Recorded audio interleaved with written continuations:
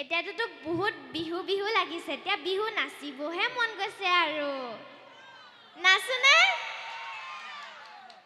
এটা মই কথা কওঁ মোক মায়ে দুটা বস্তু শিকাইছে মোক পিঠা লাৰু শিকাইছে পিঠা লাৰু ন পিঠা লাৰু হেতু আৰু এটা তিল লাৰু ও সৰি পিঠা তিল পিঠা তিল পিঠা তিল পিঠা আৰু এটা তিল লাৰু সো মই প্ৰথম তিল লাৰুটো বহুত ধুনিয়াকে বনালো খালি তিল পিঠা বনাওতে বনাওতে পেটেকা হৈ থাকিলেগে একদম তিল পিঠা নহয় হেতু আৰু কিবা বেলেগ হৈ গলগে আৰু তেতিয়া মই কৈছো নেক্সট ইয়াৰত মই ভালকে কৰিম আৰু চেষ্টা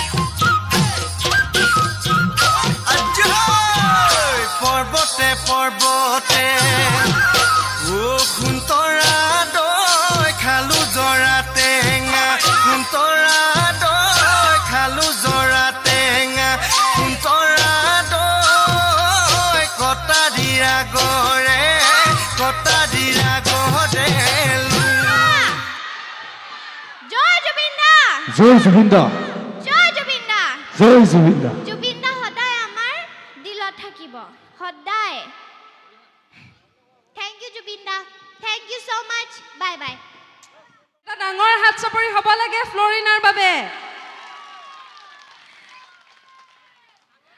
আসলতে আপুনি ভাৰতবৰ্ষৰ যিকোনো প্ৰান্তলৈ যাওক আপুনি বিশ্বৰ যিকোনো প্ৰান্তলৈ যাওক যেতিয়া অসমীয়া নাচনীয়ে অসমীয়া সাজ পৰিধান কৰি এপাক বিহু নাচে নোচোৱা মানুহৰ ৰৈ চাই যায় আসলতে বিহু নাচত ইমানেই এটা সুন্দৰ ভংগীমা আছে যাক মানুহে হৃদয়ৰ পৰা আঁকোৱালি লয় আমাৰ অসমীয়া সাজযোৰত মুগাৰ সাজযোৰত ইমানেই এটা উজ্জ্বলতা আৰু জিলিকনি আছে যাক পৰিধান কৰাৰ লগে লগে ছোৱালীজনী দেখিবলৈ বৰ ধুনীয়া লাগে আজি তোমাকো বৰ মৰম লাগিছে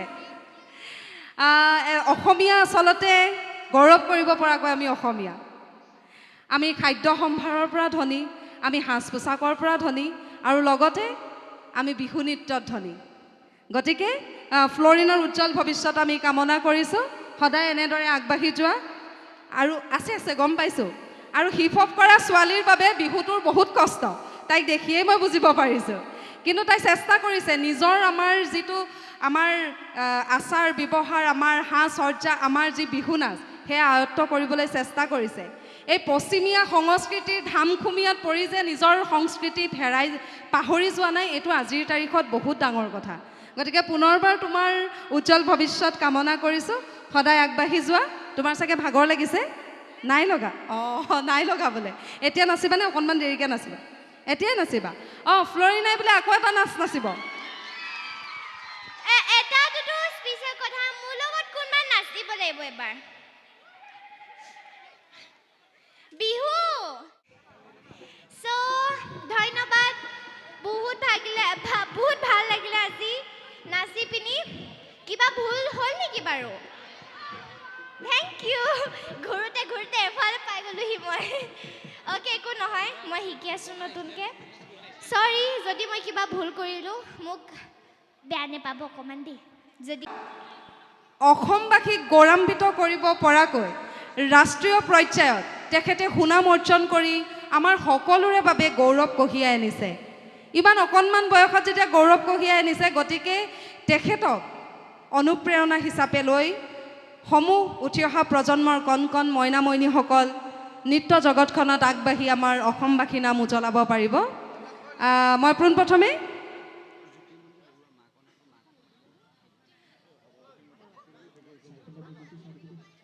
আমি ফ্লৰিনা গগৈ পিতৃ মাতৃৰ লগত আহিছে আমি ফ্লৰিনা গগৈ পিতৃ মাতৃ দুয়োজনকে মঞ্চলৈ আহিবলৈ অনুৰোধ জনাইছোঁ এটা ডাঙৰ হাত চাপৰি মাক দেউতাকৰ বাবেও হ'ব লাগে আৰু আমাৰ উদযাপন সমিতিৰ সভাপতি সম্পাদককে প্ৰমুখ্য কৰি সকলোকে মঞ্চলৈ আহিবলৈ অনুৰোধ জনোৱা হৈছে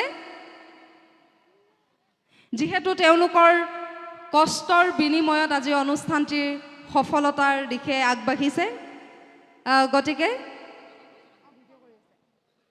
গতিকে আমি উদযাপন সমিতিৰ বিষয়ববীয়াসকলকো মঞ্চলৈ আহিবলৈ অনুৰোধ জনাইছোঁ।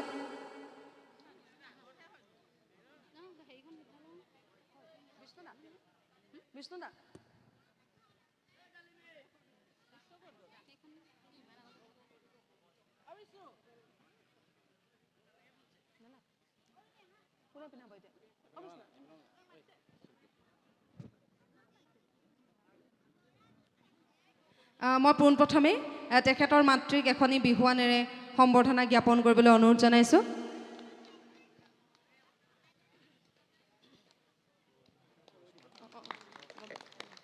ধন্যবাদ। আৰু এতিয়া আমি আমন্ত্ৰণ কৰি অনা আমাৰ গৌৰৱ ফ্লৰিনা গগৈ এখনি বিহুৱান আৰু এটি স্মাৰক প্ৰদান কৰিবলৈ মই উদ্যোক্তাসকলক অনুৰোধ জনাইছোঁ। প্ৰথমে এখনি বিহুৱান, এয়া এখনি বিহুৱান। ইয়াৰ পাছত এখনি চেলেং, আমাৰ এটি স্মাৰক প্ৰদান কৰিছে তেখেতক, আৰু এখনি চেলেং প্ৰদান কৰিবলৈ মই উদ্যোক্তাসকলক অনুৰোধ জনাইছোঁ।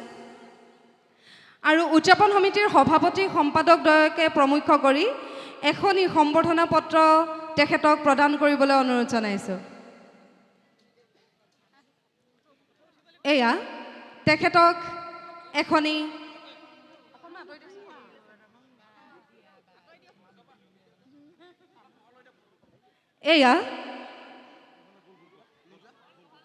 তেখেতক এখনি সম্বৰ্ধনা পত্ৰ উদযাপন সমিতিৰ তৰফৰ পৰা প্ৰদান কৰা হৈছে। আমি এই মঞ্চৰ পৰাই ফ্লৰিনাৰ উজ্জ্বল ভৱিষ্যত কামনা কৰিছোঁ। সদায় জিলিকি থাকক, অসমৰ নাম জিলিকাই ৰাখক বিশ্ব দৰবাৰত, যাতে বিশ্ববাসীয়ে আন্তঃৰাষ্ট্ৰীয় ৰাষ্ট্ৰীয় পৰ্যায়ত যাতে অসমখনক চিনি পায় ফ্লৰিনাৰ জৰিয়তে। ফ্লৰিনাকে প্ৰমুখ্য কৰি উঠি অহা প্ৰজন্ম প্ৰত্যেকটো শিশুৰ অন্তৰৰ মাজত নিহিত হৈ থকা সুপ্ত প্ৰতিভাসমূহ এনেদৰে যাতে বিকাশ হৈ বিশ্ব দৰবাৰত জিলিকি উঠে। ধন্যবাদ। এতিয়া আমি ফ্লৰিনা গগৈ তেখেতে কিবা এটা ক'ব বিচাৰিছে। নমস্কাৰ। ক'ত এনাৰ্জি নাইনো দেখোন। নমস্কাৰ, সকলোৱে ভালে আছেনে? মই প্ৰথমে ৰংপুৰবাসী ৰাইজক মোৰ মৰম আৰু শ্ৰদ্ধা জনাইছোঁ আৰু আশা কৰিছোঁ আপোনালোক সকলোৱে ভালকৈ থাকক আৰু চবেই ভালে আছেনে? মোৰ লগত আকৌ নাচিব লাগিব। আকৌ বিহু বিহু লাগিছে নাই? মই চবকে সকলোকে ৰঙালী বিহু শুভেচ্ছা জনাইছোঁ আৰু নতুন বছৰ শুভেচ্ছা জনাইছোঁ। সদায় যাতে চবেই যাতে হাঁহিমুখি থাকক, চবেই যাতে ভালকৈ থাকক, চবেই যাতে অসমৰ আমি অসম গৌৰৱ কৰিব লাগিব ন, কি আমি অসমীয়া ছোৱালী নহয় জানো? আমি অসমখনক আমি পুৰা নাম কৰিব লাগিব অসমৰ। অ'কে,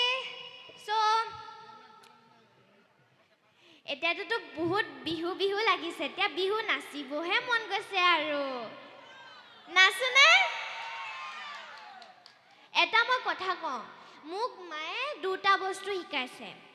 মোক পিঠা লাড়ু শিকাইছে। পিঠা লাড়ু ন, পিঠা লাড়ু সেইটো, আৰু এটা তিল লাড়ু, তিল পিঠা তিল পিঠা আৰু এটা তিল লাড়ু। মই প্ৰথম তিল লাড়ুটোতো বহুত ধুনীয়াকৈ বনালোঁ, খালি তিল পিঠা বনাওঁতে পেটেকা হৈ থাকিলেগৈ।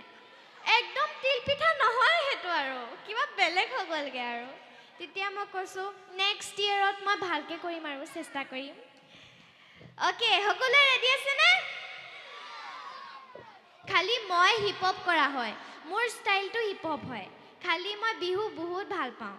মই এতিয়া শিকি আছোঁ বিহু ভালকৈ ট্ৰাই কৰিবলৈ মই চেষ্টা কৰিম যাতে ভালকৈ হওক আৰু কিবা যদি ভুল কৰোঁ আপোনালোক শিকাই দিব দেই মোক হ'ব দেই হ'বনে অ'কে